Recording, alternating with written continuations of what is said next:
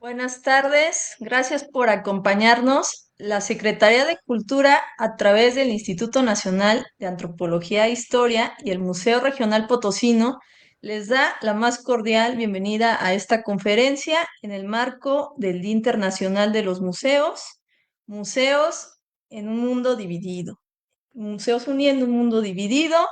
Y qué más pertinente esta conferencia titulada Imaginación Queer para Museologías por la Paz. Es así súper pertinente en la temática de este año de los museos. Sin duda, esta conferencia va a ser un espacio de reflexión que nos invite a repensar el papel de los museos como territorios de diálogo, de inclusión y de transformación social. En un contexto donde es urgente construir culturas de paz, esta charla nos propone mirar desde perspectivas queer como una forma de ampliar nuestras narrativas, cuestionar estructuras tradicionales y abrir paso a nuevas maneras de habitar, interpretar y comunicar el patrimonio. Agradecemos su presencia de todos los que nos siguen y su interés por sumarse a esta conversación necesaria que sin duda enriquecerá nuestra manera de comprender las museologías contemporáneas. Y sin más, damos inicio y agradecemos a nuestro ponente del día de hoy por acompañarnos. Para mí es un gusto tener hoy a Benjamín José Manuel Martínez Castañeda, que tiene una trayectoria súper interesante y la verdad admirable. Eh, Benjamín es artista y educador, es investigador, curador y drag queen, doctor en artes visuales, escénicas, interdisciplina por el IMBAL con la tesis Pedagogía, Educación Artística y Transvestismo. Su investigación gira en torno a las figuras del drag queen y el transvestismo en la cultura visual contemporánea de América Latina. Es profesor de tiempo completo en la Facultad de Artes y Diseño de la UNAM, donde imparte los seminarios de consultoría y gestión de proyectos en la licenciatura de Arte y Diseño en el plantel Tasco.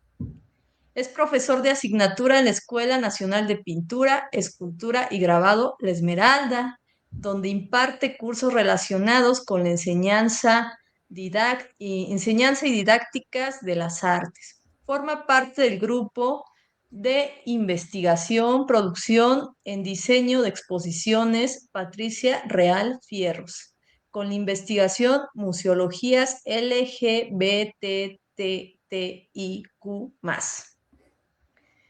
Diseño de exposiciones, activismo y disidencia sexual, y del Grupo de Investigación Producción, Instituto de Investigaciones NOA NOA, con la investigación Sprat Queer, Laboratorio de Proyectos LGBTIQ+, y en Artes y Diseño de la FAR, Taxco, tras el arco iris.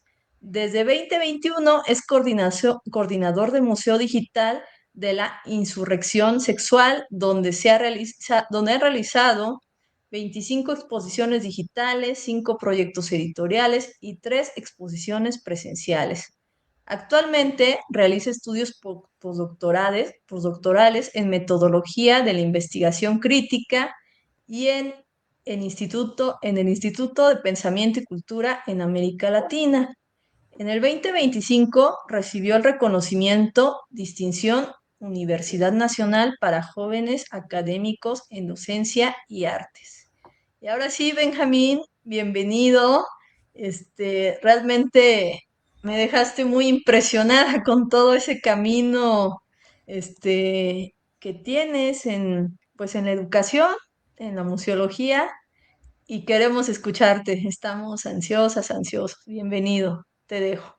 Bien, muchas gracias Imelda por la invitación y bueno, pues aquí y también por la presentación y pues bueno, vamos a compartir la imagen, pero no sé si ya se ve o ahí está, ¿no? Se ve, Ahí está, Benjamín. ok. Estamos bien. Bueno, pues la charla lleva por título Imaginación Queer para Museologías por la Paz. Y bueno, pues vale decir que en agosto del 2022 el Consejo Internacional de Museos, el ICOM por sus siglas en inglés, estableció una nueva definición de museo. Esta es, un museo es una institución sin ánimo de lucro, permanente y al servicio de la sociedad, que investiga y colecciona, conserva, interpreta y exhibe el patrimonio material e inmaterial, abiertos al público, accesibles e inclusivos. Los museos fomentan la diversidad y la sostenibilidad. Con la participación de las comunidades, los museos operan y comunican ética y profesionalmente, ofreciendo experiencias variadas para la educación, el disfrute y la reflexión y el intercambio de conocimientos. Bueno, pues esta definición continúa siendo un tanto paternalista, donde una institución es la que se encargará de establecer conceptos y los métodos para su comprensión, es quien se responsabilizará del adoctrinamiento comunitario para legitimar y contar nuestras historias a su modo, olvidando a los actores principales de dichas narrativas. Bueno, no los olvidará del todo, porque si no, sus vitrinas se quedan vacías. Estos protagonistas ahora se convierten en objetos de museo, en lo que se llama patrimonio material. El museo como sitio toma un lugar geográfico, el cual ya tiene su propia historia y sus propios habitantes. Pero este levantamiento arquitectónico muchas veces significa el despojo de la tierra, desplazamiento habitacional y el olvido histórico. Todo esto con la finalidad de investigar, coleccionar y conservar el patrimonio histórico. ¿Pero qué patrimonio? No lo sé, pero me queda claro que no el de las personas que habitaron ahí hasta antes de la llegada del museo. En este sentido, es importante identificar que no se busca generar un antagonismo con el museo, solo se pretende reconocer que desde su origen moderno colonial opera como un gran cementerio donde las vitrinas y cedularios remiten a objetos muertos e inertes, y que sus interpretaciones se dan desde marcos regulados por la academia, también moderna colonial. Así pues, y recuperando lo que menciona el museólogo Mario Chagas, es urgente fugar múltiples líneas desde la museología libertaria. En América Latina se puede hablar de una museología social, una museología crítica o una museología popular, y que estas museologías se oponen a la museología necropolítica, es decir, a las museologías que van más allá de los discursos y que le reclaman a la academia compromisos sociales que se sostienen en la vida misma. Mario Chagas ha llamado a esta museología como museología biófila, la cual, y en sus palabras, es una museología comprometida con la ciudadanía, los derechos humanos, la democracia, el bien común y el buen vivir. Para esta museología biófila, los acervos sí son importantes, pero se reconoce, y yo cito a Mario Chagas otra vez, que nuestro mayor patrimonio es la vida, el buen vivir, los ancestros, los ríos, los bosques, los mares y la armonía con la naturaleza. Cuando se habla de un museo como institución moderna colonial, se hace a través de lo que menciona Francisco Godoy Vega en su libro Usos y costumbres de los blancos. Ahí él menciona que los museos en particular son aparatos políticos que se fundan como instituciones públicas en el siglo XVIII y que van a funcionar dentro de la necesidad de clasificación científica del mundo, que será una pieza clave de la división de la vida del mundo. El dispositivo del museo va a ser así una de las instituciones, como el hospital, la cárcel, la encomienda o el sistema esclavista, que va a construir los sistemas de control social y los sistemas de validación de la vida racial del mundo. Si pensamos en las dinámicas del coleccionismo, primero en el gabinete de curiosidades hasta llegar al museo, el poder de clasificación que en ellos impera nos generan las preguntas: ¿quién va a tener el derecho a coleccionar y quién va a ser un objeto coleccionable? En este sentido, también el artista Leche de Virgen, en su ensayo Colonialidad del Arte, habla del exhibicionismo local como un ejercicio de violencia epistémica que dentro de un espacio expositivo se presenta a manera de fichas técnicas, cédulas, textos de sala, dioramas y ambientaciones que refuerzan las ideas de supremacía patriarcal, racista y clasista desde una asimetría violenta que musifica la otredad. Como consecuencia de esta traducción y explicación de la otredad surge la figura del visitante, el cual es condicionado y domesticado a través del recorrido. Se le enseña a cómo estar en el museo y a cómo ver la exposición.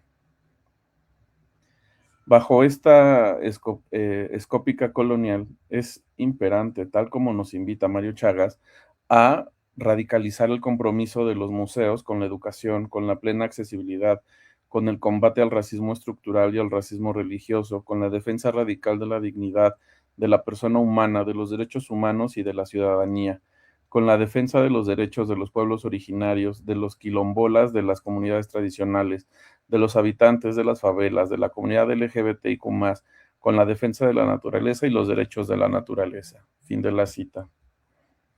Chagas nos invita a un ejercicio de imaginación radical del museo y pensar en un museo que opera a favor de un futuro con más ciudadanía cultural, con un trabajo sistemático a favor de la democratización de los medios de comunicación y con la afirmación de un museo más comprometido a producir más salud, más alegría, más encanto y más felicidad. En un momento de incertidumbre política y extrema violencia como el que vivimos ahora, la imaginación se vuelve un proceso de emergencia estratégica y performativa, en el sentido que articula modos de trazar, desear, afectar y habitar la realidad. Es un hacer inventivo. Si regresamos a la época colonial, a la escópica colonial, su imaginación se fundamenta en quienes han ocupado el lugar de poder en la construcción histórica. Ante esto, Andrea Soto Calderón, en su ensayo Imaginación Material, menciona que es importante levantar otras narrativas, otras figuraciones y otras formas, porque las historias que contamos son también las historias que aceptamos vivir, y al aceptar vivir estas historias, terminamos perpetuando las desigualdades de nuestra sociedad. Por lo tanto, es decisivo imaginar otros modos de contar, pero también otros modos de escritura. El tipo de imaginación que nos presenta Andrea Soto Calderón es una imaginación que siempre es colectiva, una imaginación que se hace junto a otros. Se le ha llamado imaginación inventiva y es un ejercicio multidimensional que se activa al sentir con, para hacer una experiencia común. Dentro de esta imaginación, la ficción es una metodología que a partir del juego se amplían posibilidades a partir de políticas deseantes para abandonar la imaginación colonial. Esto implica que la imaginación radical, de acuerdo a, a lo que menciona Andrea Soto Calderón, juega un rol estructural para impedir que cada individuo se encierre en su clausura, ya que el cuestionamiento de las verdades establecidas no es ni puede ser nunca un cuestionamiento vacío, sino siempre en complicidad con la posición de nuevas formas de lo pensable, desde las que impugnar un marco que fijaba un modo de organización.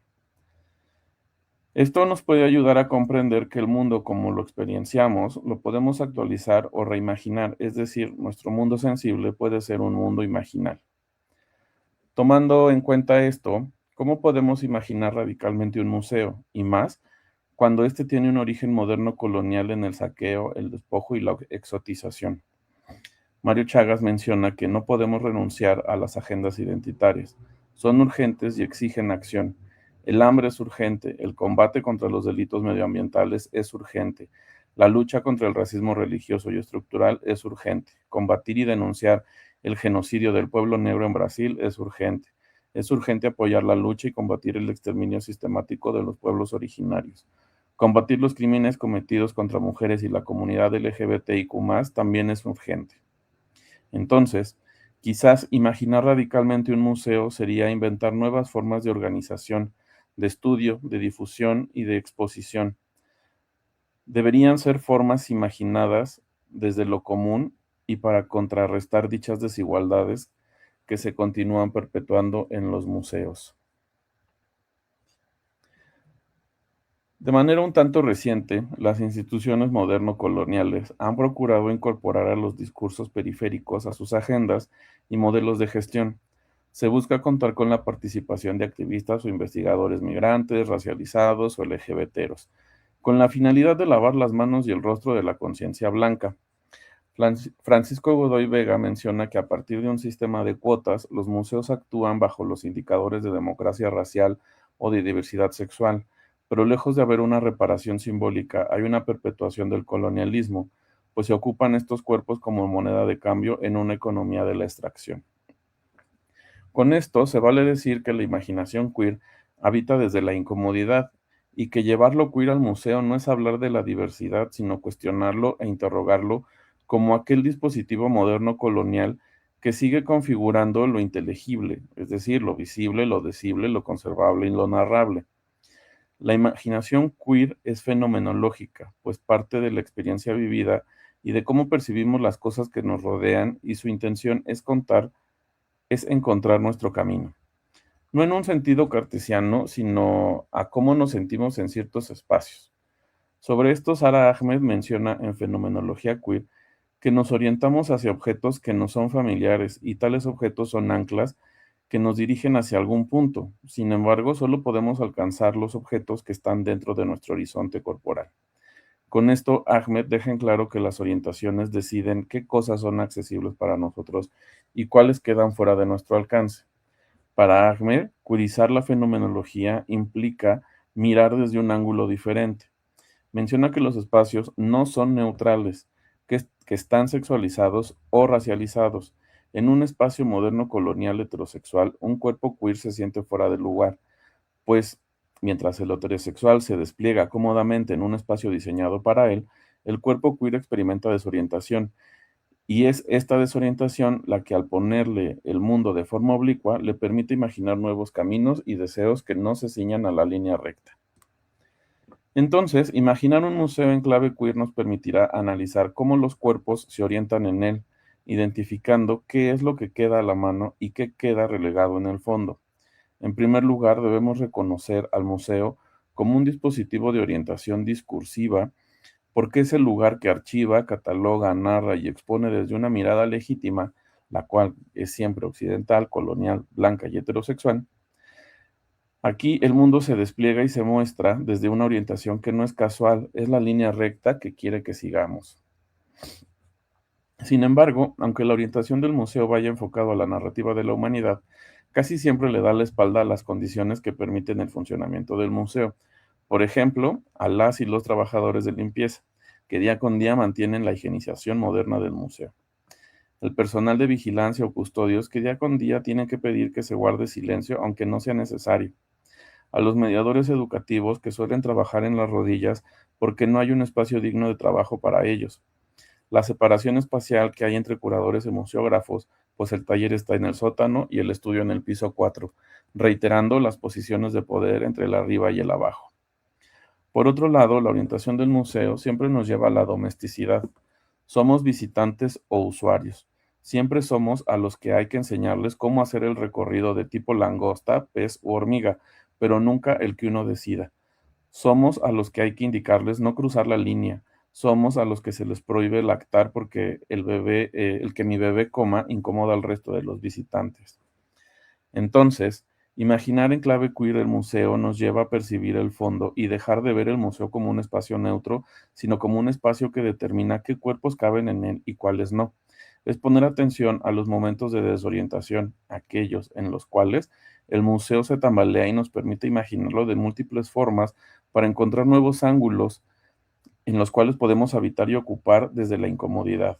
Hay que recordar que cuando un cuerpo se desvía, le abre posibilidades de crear nuevas conexiones, deseos y formas de vivir.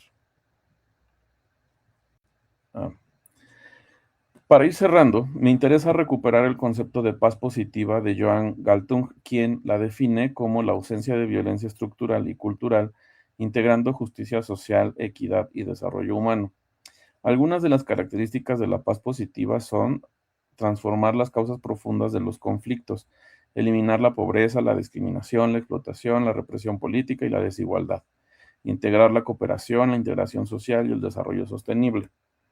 Desde la paz positiva, lo que se busca es la distribución equitativa de los recursos, el respeto a los derechos humanos, así como mecanismos de resolución pacífica de conflictos. Con base en esto, comparto algunas preguntas que plantean Francisco Godoy Vega, así como Lucía Gaña Rojas y Juliana Racco.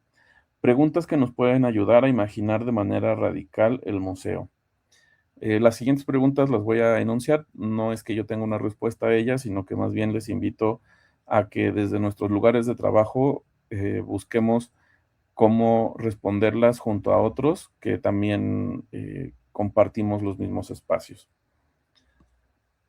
Bien, la primera pregunta es, ¿qué cuerpos, racialmente hablando, están en los espacios de toma de decisiones de la institución u organización. ¿Cuántos de esos cuerpos no son heterosexuales? Esta pregunta la hace Francisco Godoy Vega. ¿Quién está hablando la historia de quién? ¿Quién se beneficia económicamente y simbólicamente de las memorias de la herida colonial? ¿Cómo me beneficio de la memoria colonial a nivel laboral, académico o incluso de turismo? ¿Qué públicos no blancos son parte de las actividades o exposiciones que organizamos? ¿Cómo hacer para que las élites blancas, heterosis y capaces no sigan decidiendo qué pasa con las personas más vulnerables, mientras que esas personas quedan excluidas de cualquier tipo de liderazgo o toma de decisión sobre sí mismas? Esta pregunta la plantean Lucía Egaña y Juliana Racco. ¿Cuáles son los tipos de exclusión que se producen dentro de contextos y eventos que se plantean con perspectiva, por ejemplo, feminista, queer, decolonial, entre otras? ¿Cómo es que se sigue reproduciendo en estos espacios críticos la supremacía blanca o los patrones capacitistas? ¿Por qué esa gente no viene a nuestros eventos? ¿Tus exposiciones, proyectos, actuaciones y charlas reflejan la comunidad que deseas traer a tu espacio?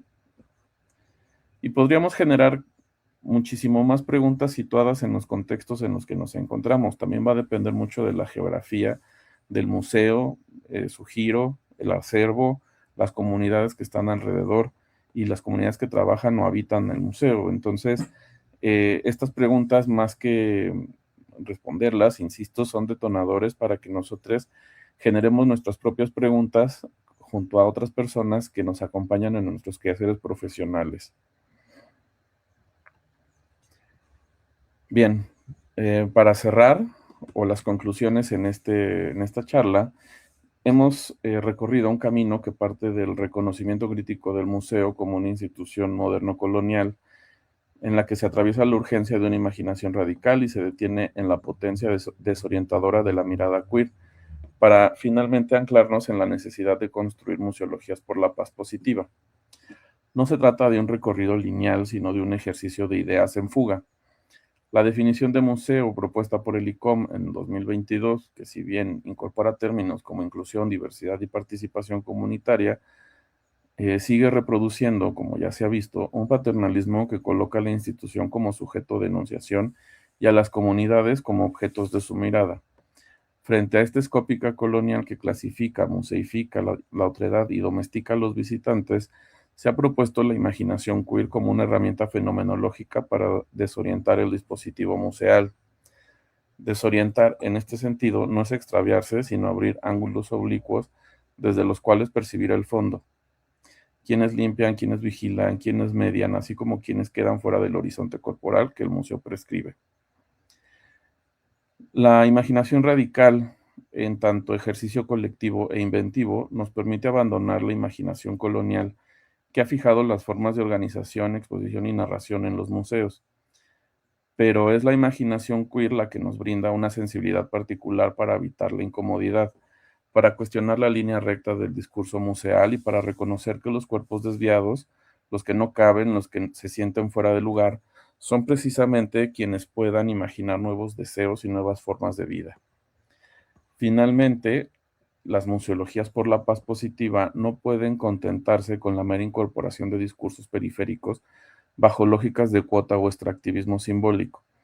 La paz positiva exige transformar las causas estructurales de la violencia, el racismo, el clasismo, el capacitismo, la cis heteronormatividad, la explotación laboral y el despojo territorial. Imaginemos entonces un museo que no sea un cementerio de objetos inertes, sino un territorio vivo donde el patrimonio más valioso sea la vida, el buen vivir, los ríos, los bosques y la armonía con la naturaleza. Imaginemos museos donde los cuerpos no sean administrados sino acogidos, donde las narrativas no sean traducidas desde la supremacía blanca, sino tejidas desde lo común. Esa imaginación queer y radical es ya un acto de paz.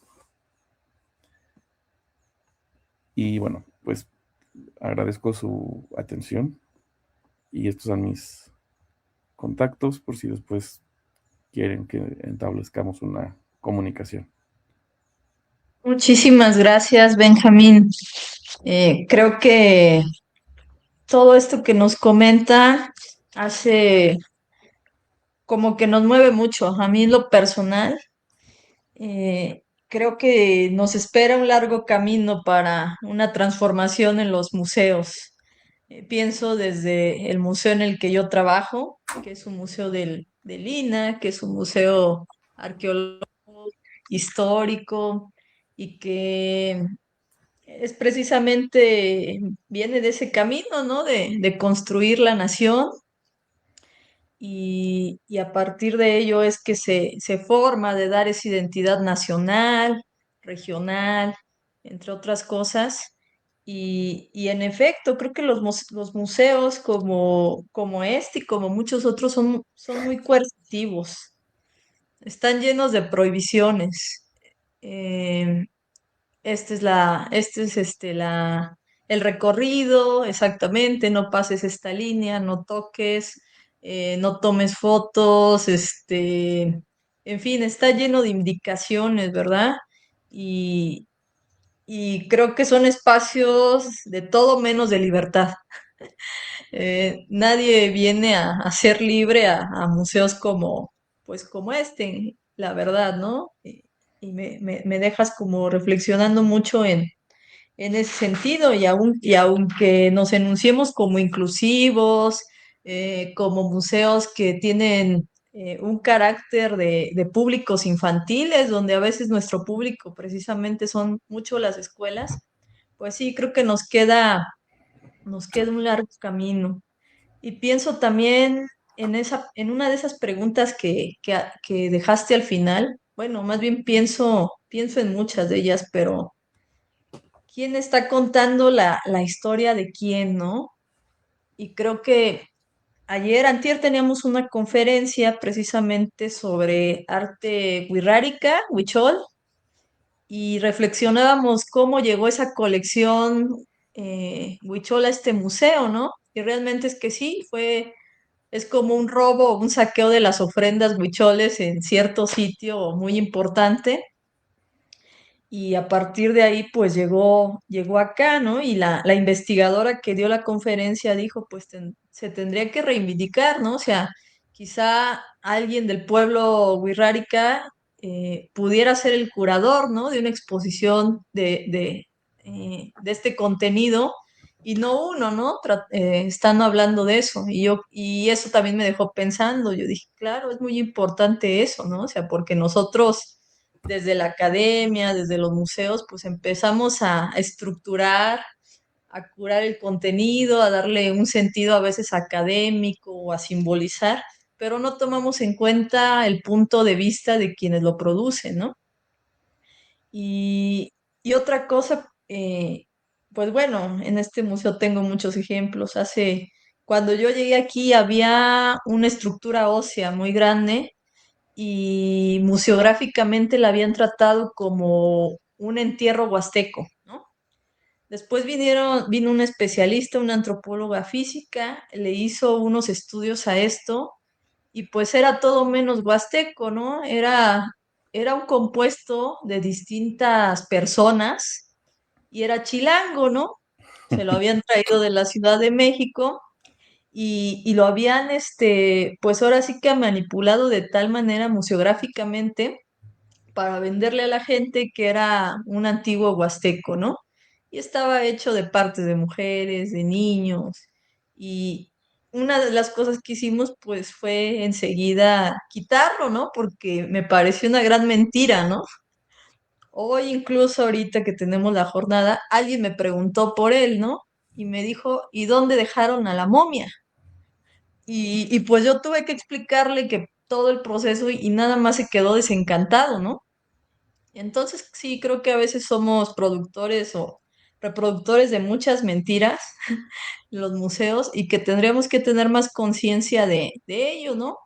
Y pues sí, fomentar más la libertad. Yo tengo algunas preguntas un poquito para dialogar Sí, y una de ellas es, desde tu punto de vista, de qué manera la imaginación queer puede transformar estas, un poquito ya lo has abordado, de hecho, pero podemos reafirmar. Puede transformar las narrativas tradicionales dentro de los museos y cuestionar las formas hegemónicas de representar la historia y el patrimonio.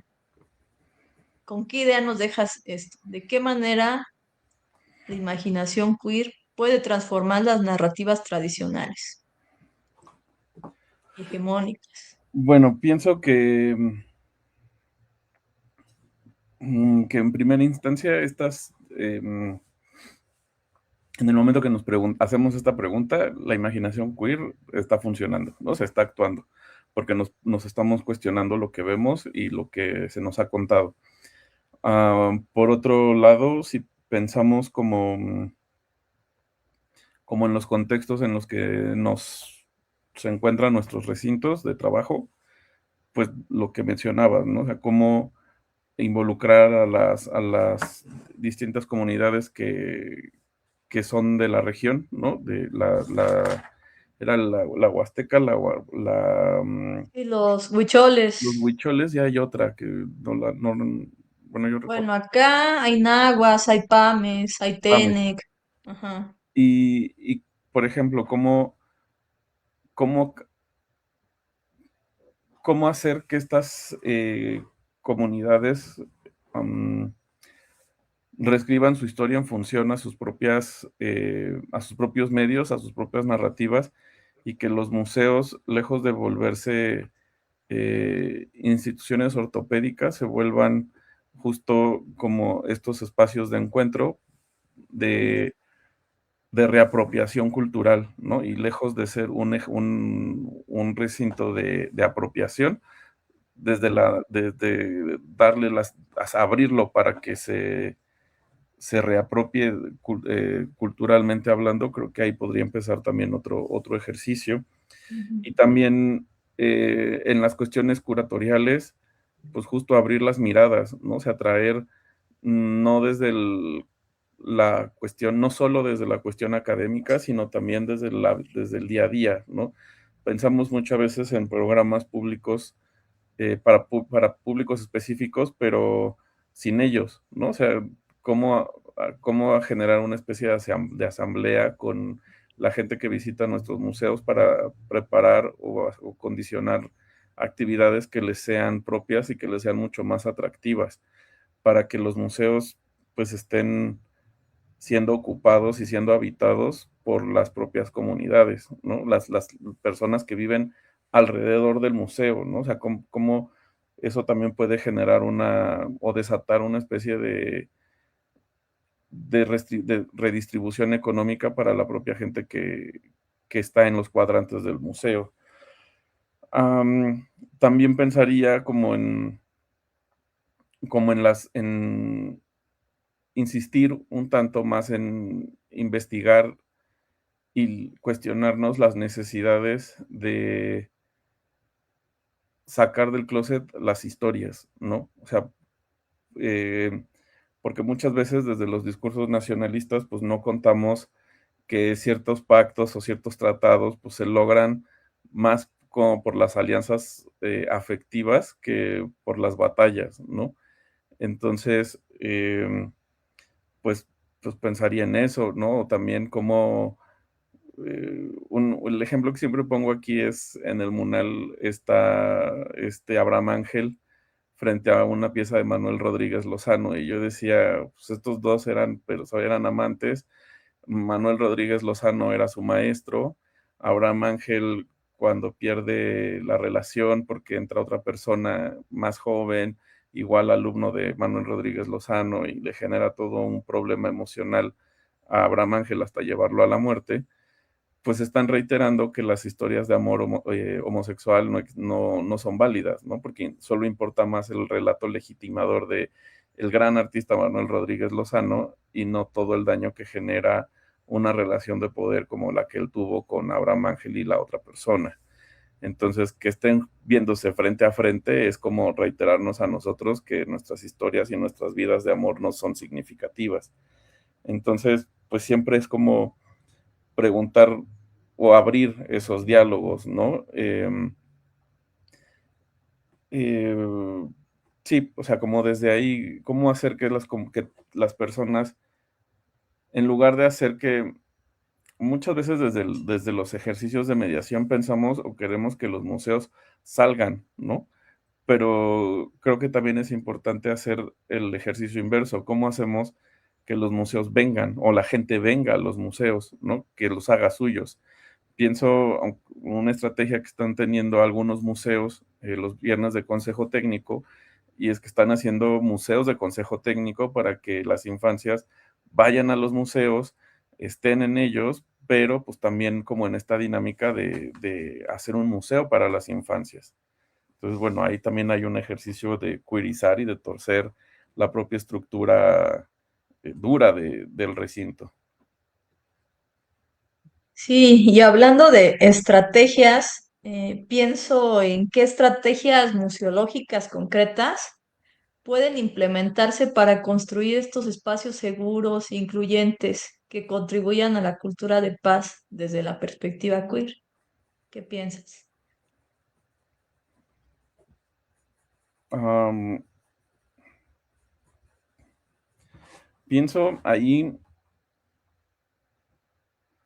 mm, un tanto como la reestructuración museológica, pero pues también muchos museos dependen de ciertos criterios políticos para establecer su propia línea museológica, ¿no? Y más los museos que forman parte del INA, del INBA y demás, ¿no? Porque pues, tienen un programa político mucho más grande que otro tipo de museos.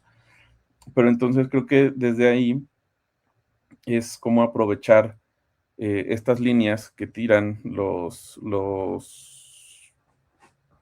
pues sí, la gente que lleva el país y buscar cómo podemos simplemente cambiar el uso del lenguaje, ¿no? O sea, creo que ahí viene un primer ejercicio de transformación museológica. Eh, ¿Qué pasa si en lugar de decir usuarios o visitantes, le ponemos, no sé, habitantes o le ponemos compañeros o le ponemos el nombre que nos permita generar un vínculo afectivo dentro del propio espacio con las personas que lo visitan día con día? Em, Cuando pensamos también en los textos, ¿no? En los cedularios y en las hojas de sala y demás, eh, si pensamos, bueno, esto yo creo que a lo mejor responde más a lo museográfico, pero si pensamos en un texto que se pueda ver, ¿no? Que se pueda ver y leer, eso también es como una apuesta, ¿no? Porque muchas veces los textos son enormes, con lenguaje encriptado, que solo lo entendemos en el petit comité, pero pues los que no han estado en esa discusión, pues se pierden de mucha información o quedan fuera, ¿no? Entonces, ¿cómo hacemos un texto que, que, que lejos de pensar, haberlo pensado en nosotros o en nuestros discursos, lo pensemos también en alguien más, ¿no? Que no esté en ellos. Y, y también pensar en los cuerpos, creo que es otra forma, ¿no? Porque tenemos también estrategias, eso creo que también es más museográfico que museológico, pero tenemos el obligatorio 1.50 para el diseño museográfico. ¿Y qué pasaría si pensamos en una exposición para una persona que ocupa una silla de ruedas? Nuestra mirada baja, ¿no? O sea, estamos pensando siempre desde el capacitismo. Y entonces una persona que está en silla de ruedas, pues tiene una altura diferente a la persona que está de a pie. Entonces, imaginemos todo un museo que su línea media sea a lo mejor 60 centímetros, se vuelve un caos para todo el resto de las personas, pero quizás se vuelve mucho más amable para una persona en otra condición, o salas no sé, queremos que las infancias asistan a los museos porque son personas que nos preocupan culturalmente hablando, pues hagamos un museo para ellos, ¿no? Una sala que cuente la historia eh, en un, en un lenguaje para niños, ¿no? También qué tipo de recursos estamos ocupando para contar las narrativas. He visto museos que ocupan líneas del tiempo como sumamente minuciosas, pero también he visto en esos mismos museos, al inicio y al final de las salas, líneas del tiempo con gráficos para personas que viven con algún tipo de neurodivergencia, personas que a lo mejor no se pueden concentrar media hora revisando la línea del tiempo oficial, pero con esta otra línea del tiempo, pues pueden entender de qué va la sala y les están hablando a ellos. No es así como de, bueno, si no puedes entender o no puedes estar aquí más de media hora, no es de mi problema. Claro que es mi problema, ¿no? O sea, como museo es mi problema porque esa persona ya está dentro. ¿Cómo hacemos que se sienta segura? ¿Cómo hacemos que se sienta feliz? ¿Cómo hacemos que se sienta comprendida? Pues hablándole en su propio lenguaje. Entonces creo que ahí también la dimensión social del lenguaje puede ser una estrategia museológica para empezar a desarticular estas hegemonías.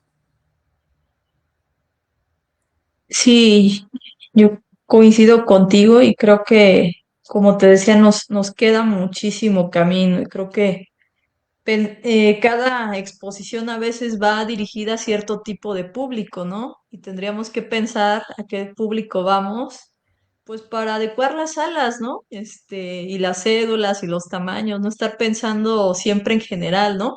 En los patrones del 1.30 o el 1.50, ¿no? Porque sí, o sea, como tú dices, no pensamos en las personas, pensamos en el visitante, ¿no? Y el visitante, como tú decías en tu conferencia, pues es una cuota, a veces no es la persona, ¿no? Simplemente es así como un genérico visitante, ¿no?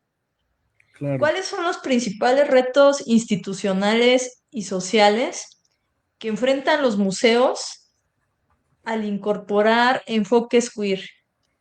¿Y cómo pueden abordarse sin caer en prácticas simbólicas o superficiales?